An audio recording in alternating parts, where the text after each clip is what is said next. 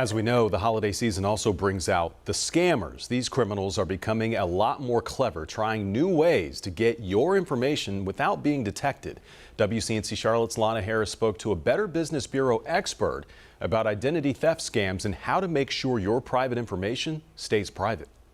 You may have heard a lot about identity fraud and identity scams, but it never really hits home until it happens to you.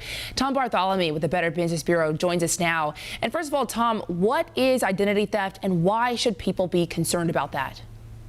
Yeah, it's really, it's been top of mind for the last couple of years, but really during the pandemic and now through the holiday season, the scammers have really upped their game in trying to find new creative ways to get into our wallets, get into our personal lives, get into our personal information. And so you really have to take extra precautions to either catch it early or just to try to prevent it as best you can. So many people will see, oh, there's been a new data breach, or, you know, this major company was hacked, and they just kind of throw up their hands and say, well, there's nothing I can do about that. Well, you're right. There's not anything you can do about that, but there's so many other things you can do to protect yourself on a daily basis. Okay, so I think that people who think about identity theft or identity fraud understand that it's not good, but really, what are some of the bad things that can happen to you if you do fall victim to this? The scammers are after one of two things. They're either after your money or they're after your identity. If they're after your money, they're going to find ways of tricking you into thinking that you're logging into your bank account, you're logging into your credit card information, and they're going to be able to capture that data as you're entering it, your login, your password, your account information. So they're going to be either after your money or they're going to be after your identity. And in those cases, they're going to be, the big prize is your social security number.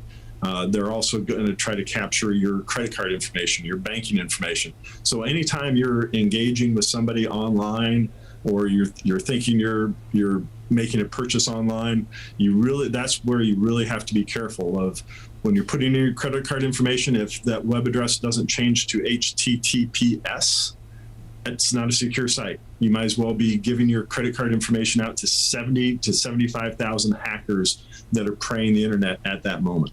Wow, that is incredible. Okay, so then how can a person actively avoid becoming a victim?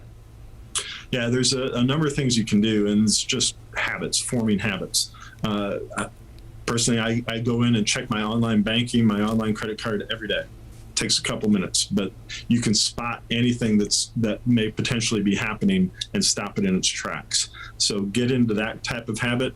Check your credit report 3 times a year. You can do it for free 3 times a year. There's 3 different credit reporting agencies, so do that as well.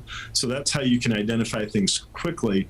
How you can stop them: strong passwords, 2-step authentication, so that when you're logging into your bank or logging into your credit card, have them text you a code. Yeah, it's a hassle. Yeah, it slows you down from what you're trying to do, but that stops the scammer in their tracks.